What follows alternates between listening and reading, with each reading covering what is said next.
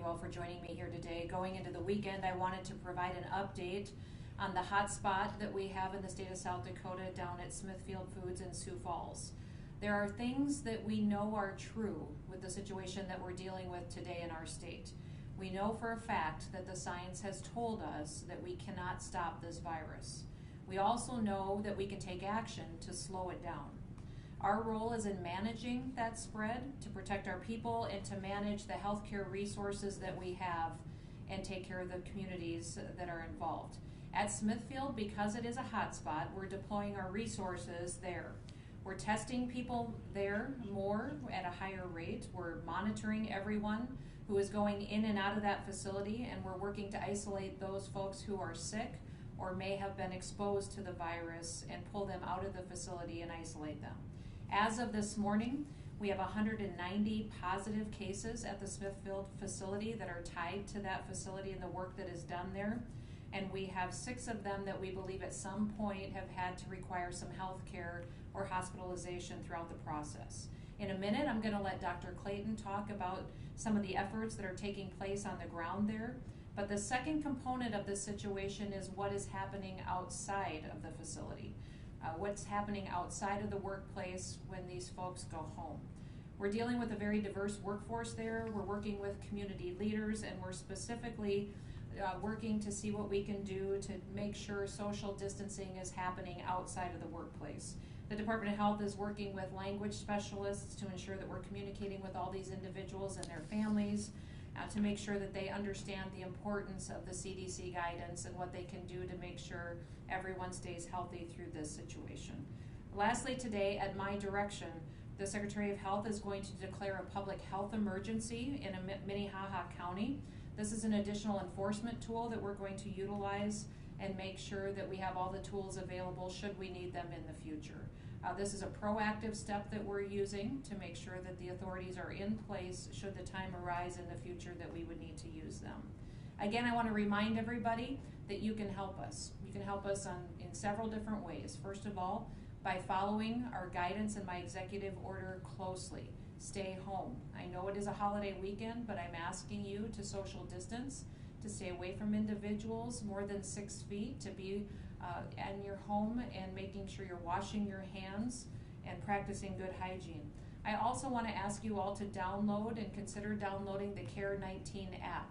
This is an app that was developed. We're the second state in the nation to utilize it, and it's a tool that you can have to track where you've gone, who you've interacted with, that we can use for our tracing mechanisms that we have to employ when someone tests positive.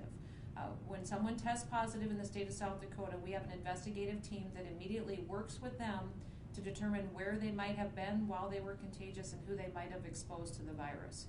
If you will download this app and sign up for it, it would be very helpful in doing that, speed up that process, and allow us to be more proactive in making sure we're isolating individuals who may be at risk or may be testing positive. As of today, one of the high points that we have so far in the state of South Dakota is while we're focused on issues and hot spots in different parts of our communities, that overall our state is still in a good position. And remember, when I talked to you about social distancing and my executive order, the entire goal was to make sure that we were keeping people out of the hospital. I talked to you about the fact that because we put those measures in place, we have cut our need for hospital beds, ICU beds, ventilators in half. That has worked. So far in this country, we have the lowest hospitalization rate of any state that is keeping track of that. We're 46th in the nation, and 46 are reporting their hospitalization rates.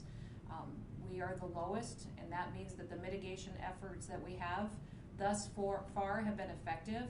And our goal is to make sure we don't overwhelm our healthcare systems. We keep people out of the hospital, slow down the spread, and make sure that we're being responsive to the needs of our families here.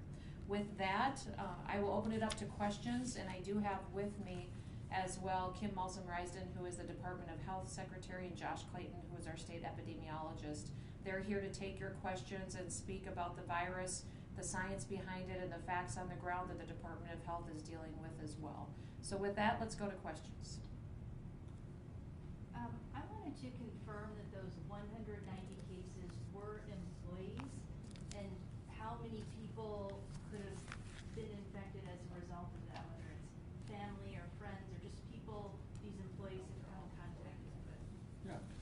So, what we know is that we do have 190 individuals that are part of our investigation associated with Smithfield. The focus here is that we are looking at all of the individuals that they came into close contact with. That is, just as a generality, about 10 individuals per case.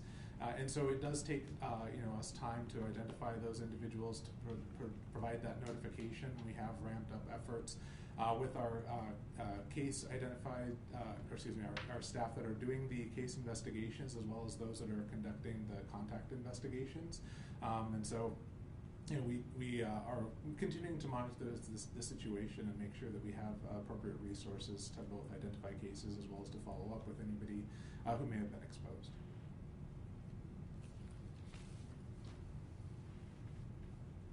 Any questions on the phone? This is Stephen from the AP. Go ahead, Stephen. So previously you had said that a public health emergency would apply more to an individual case-by-case basis. With this declaration in Minnehaha County, I'm wondering what's the change there? Nope, this is exactly what I've told you for weeks is how it would apply. What I'm doing today is appropriate for the situation we're in. This will set forth the parameters in which we could use authorities to incorporate judicial action against someone that might not comply with quarantine efforts. So it's something that I work in the state of South Dakota puts into place with the Secretary of the Department of Health to make sure that we have those authorities available when we need them. So I think I'll let the Secretary of Health talk specifically about her role in this and how the state implements it, but this is exactly how it's supposed to be utilized and what I've been telling you for weeks on how we would use it when the time was appropriate. Thank you, Governor. This is Kim Malson-Reisen with the Department of Health, and so the action today is a preventative step in the event that we have individuals who need to be quarantined who are not cooperating with that effort, and so the next step there would be the issuance of a public health intervention order that's outlined in statute. If a person does not comply with that order, then we would seek judicial enforcement, as the governor just indicated. The public health emergency gives us the ability to work with the judicial branch to make sure people are staying safe and that they're not infecting other people. Are you having problems with people complying as of right now? The question was around people complying right now. So far, with all the COVID cases that we've had in the state, we've only had to issue one public health intervention order. It is not related to the cases in Minnehaha County. The reason for doing it for Minnehaha County today is because we've reached a threshold of doubling our positive cases in the last 3 days, which indicates we have more people involved, more contacts involved, which means these tools may be necessary in the coming days, is why we want to be proactive in doing this today, so it was in place to be used if necessary. This is Trevor Mitchell with the Army Leader. Yes, Trevor. Can the health secretary go into a little bit about what a public health intervention is? Sure. So a public health intervention order is a directive from me as the Secretary of Health about what a person is supposed to do to contain an infectious disease. Again, there is established statutes in this area, so it's outlined in law in terms of the instances when this can be used. And so it basically outlines to the individual person what they need to do to stay safe and to keep others safe. So it's personalized and it's provided to people on an individual basis. Thankfully, most people, as we work with them, don't have the need for a public intervention order, and that's been very much the case throughout time as we work with these situations in our state. And is that can you speak about where that was located in any more specificity? I cannot give a lot of details. We have issued a public health intervention order once so far in the COVID response, and that involved an individual in Lyman County. Question for Dr. Clayton. We have a question for Dr. Clayton in the room, and then we will go to the question on the phone. Doctor, a lot of people have contacted our warm weather, and if that will have an impact on shortening the virus. If we get 3 days of 85-degree weather is a common one you see on social media. Could you just address that, please? Certainly. I'll preface it by saying there's a lot we still do not know about this virus and about how it may continue to spread. As we see with influenza and a lot of other respiratory viruses, we do see some of that decrease typically over the summer months. With COVID-19 being a novel virus, we don't know exactly how it will act, whether we will see a little decrease, over the summer months. One of the main differences between COVID-19 and what we do see with our other viruses, influenza and other common respiratory viruses, is that it's the first time that we have seen it in the human population. So, we are looking to see signs that it is decreasing transmission potential, looking at things that do play a role in overall transmission, so things related to temperature, the humidity, and things like that are known with other respiratory viruses to potentially impact negatively the opportunity of the virus to continue to spread. There was a question on the phone. Yeah, thank you, Governor. This is Michael from Kello. I have two questions here. The first is a point of clarification on the 190 cases. Are they connected, including family or just employees? I think my phone might have cut out, or I might not have heard the complete answer on that. So those 190 cases are primarily employees of Smithfield. It's important to note that this is not just a single employer concern. We've known and we've made sure that we've been very transparent with the continued transmission of COVID-19 within our communities. It is unfortunate that we have seen COVID-19 impact negatively one of our local businesses like this. But we're really focused on trying to decrease any sort of transmission or spread of this virus, in businesses and within the community. And so just wanted to make sure that we are focusing on the overall activities are designed to reduce transmission everywhere, communities, businesses, and within the home.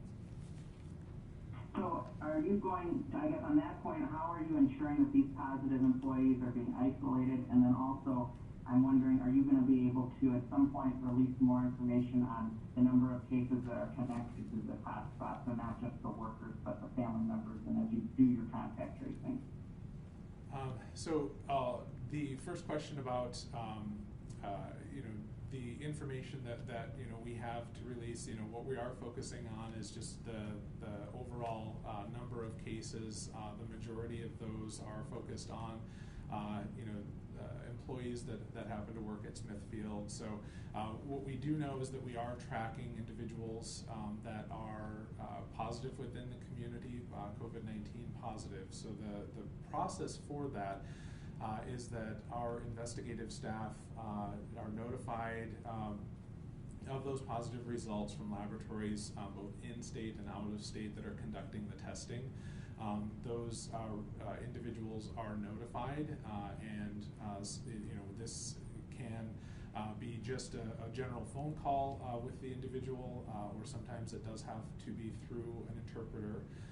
The information that we relay is to make sure that they understand the importance of the diagnosis that they have of COVID-19, and that we're asking them to stay at home for the duration of their illness. And the focus there is to make sure that they are not potentially transmitting the virus within the community or within their work settings. The next step is to collect information about where they had been, who they have been in close contact with, and those individuals then are received by that individual, and then we do also also make the follow-up calls to make sure that those individuals are notified. You know, that's something that we've still been able to do. You know, we continue to conduct, and this is part of our normal process for infectious diseases. And so we notify those individuals of their exposure and ask them to stay at home for 14 days after their last exposure. So again, this is very standard, you know, protocol for conducting our investigations. Thank you. I just have I may have phrased it incorrectly, but like with the family, when they go back to their families, are you ensuring that it doesn't spread? Because I know in other countries that's kind of been a problem where the cases, you know, the person would go home and it would spread throughout the family, and if it's a multi-generational family, it could cause more cases, more problems for the healthcare system. Yeah.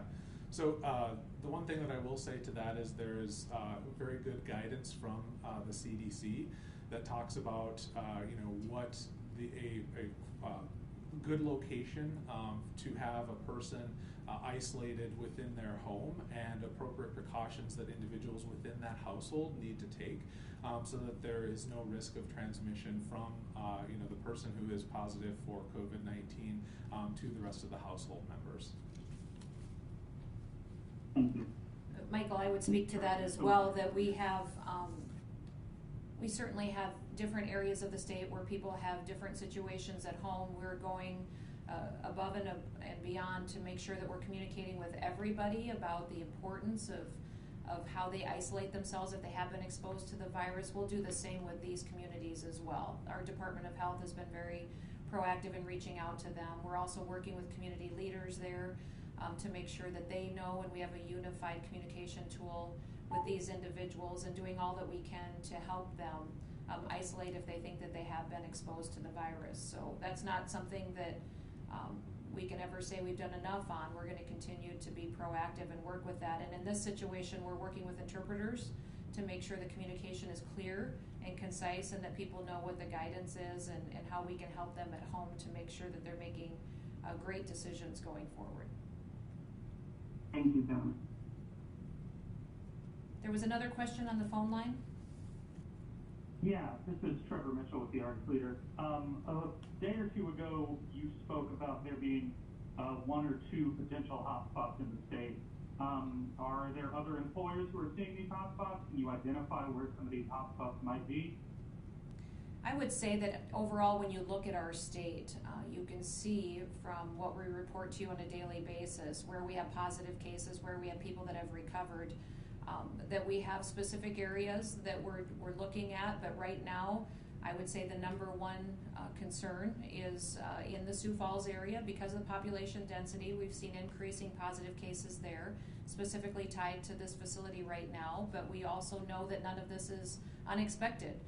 That we have been preparing for this for weeks. We know that this virus will spread throughout our state, and we'll continue to focus on each area and make sure we're getting people the care that will help them get through this. It's encouraging to me that everybody's working in unity to deal with the situation in our state, and we'll continue to do that. But we've had encouraging news. If I think you remember, not too long ago we were dealing with a situation in Beadle County. That situation has dramatically improved. They may see an increase in positives in the coming days. We don't know. We do know this virus spreads, and that we can't necessarily predict what will happen in the next week or two specifically. But I will tell you that from the projections we were looking at a month ago, we are in a better position than we thought we would be at this point. At this point, I thought we would have, based on modeling, based on projections, based on what we were seeing in other states, I thought we would have many more positive cases and many more counties that were being dramatically impacted at this point. So the work that the people of South Dakota have been doing is working. I want to encourage you all to know that we are using the facts and the data and the science we have available to us to make decisions each and every day. And the decisions that you are making at home and in your daily life and for your employees and that the employers are making has been incredibly important to make sure we're getting through this situation and we'll come out the other side together.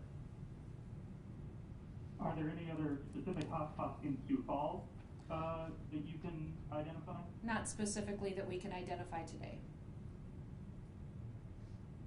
this is Stephen Gross from AP. Yep. So with the number of cases tied to Smithfield doubling since Wednesday and the public health emergency, is a 3-day shutdown enough to curb the spread where you want it to be? We think it's appropriate to make sure that they put in the mitigation measures that I have discussed with Ken over the last 36 hours. They're going to put in some more protective measures for their employees to give us time to make sure that they go back and do their cleaning mechanisms that they've been doing for quite some time as well, and to give the employees a 3-day pause to make sure that they're prepared and ready and willing to come back and come to work and be in a situation that they're comfortable. So we obviously every day, every moment reevaluate. We'll continue to do that in this situation, but right now I believe that was an appropriate decision.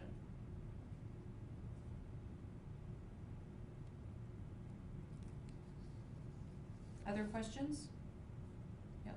Governor, given the allegations of what has gone on at Smithfield, do you see are you contemplating any enforcement actions or anything like that?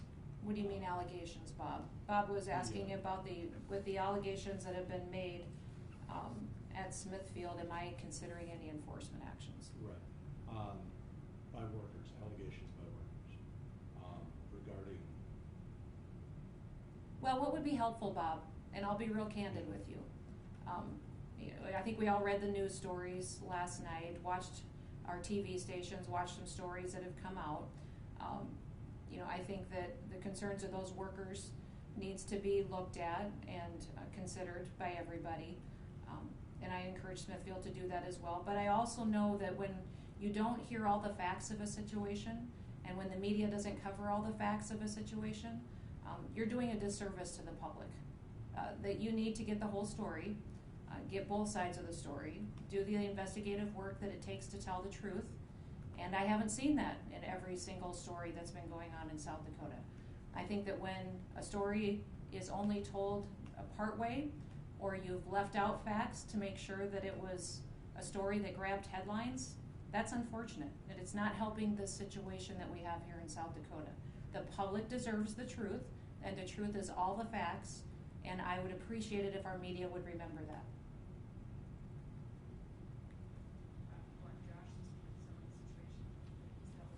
Yeah, please. Governor? So I'll take the opportunity to talk a little bit about the work that we have been doing with Smithfield directly. So we have had ongoing calls with Smithfield, both their local and corporate office. It's important to note that Smithfield has followed CDC guidance that's specifically focused on critical infrastructure that's designed to help ensure that that population that they're helping to serve in that critical infrastructure role is able to appropriately continue with their processes. The focus here is that we do take seriously the concerns that have been raised.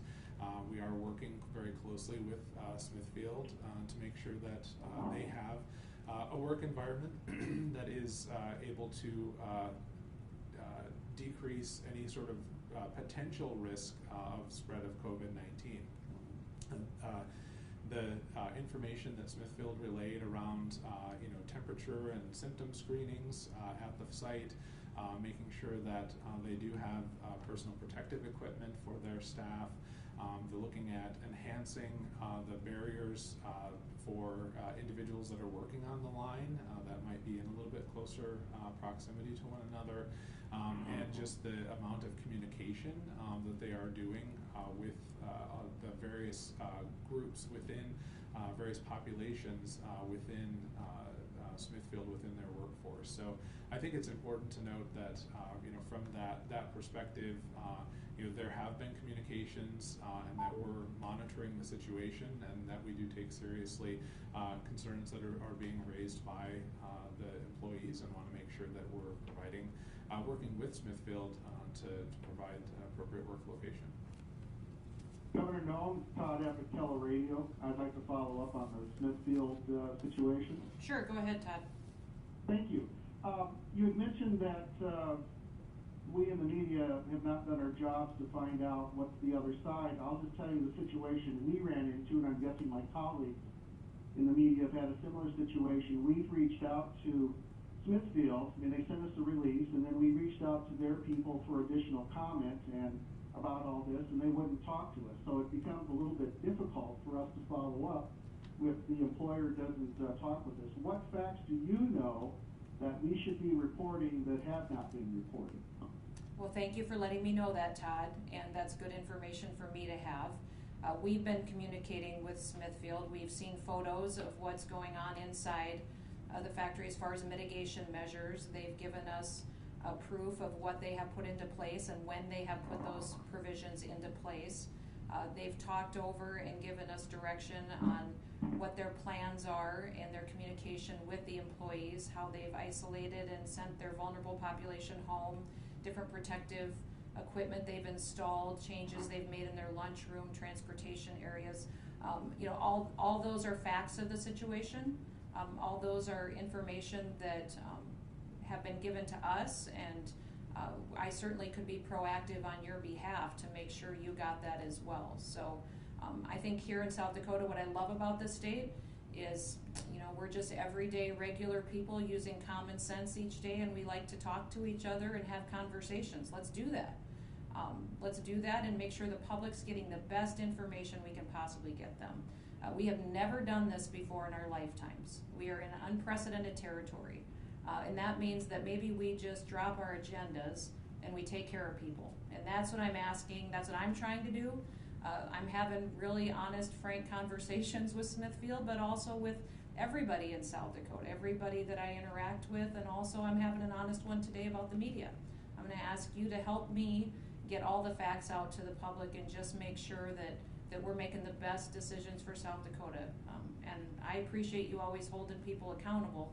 We just need to make sure that we're always telling all the facts of the situation that are available to us, and I'll help you make sure that you get that when you need it too, Todd. Thank you, Governor. I appreciate that. One quick question. Has anyone from your office talked to the union?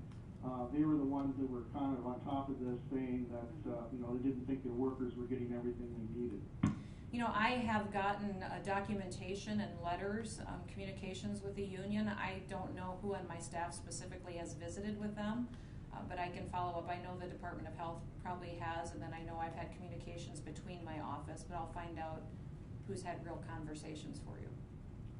Thank you, Governor. Have a nice Todd. Easter. Yes, you too.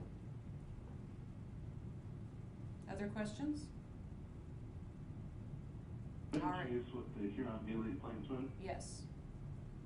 I'm just curious what follow-up there's been on the Lane Cafe situation. I'll let the Secretary of Health speak to that situation.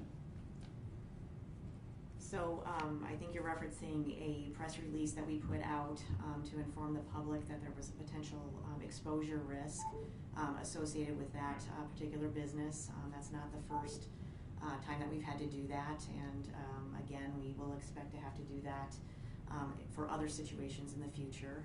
So the follow-up there is making sure that the positive person remains quarantined, remains staying safe, and not putting themselves or others at risk. The public notice was intended to help the public know who may have been in contact, so that they can take precautions, they can monitor themselves, and take appropriate action if needed.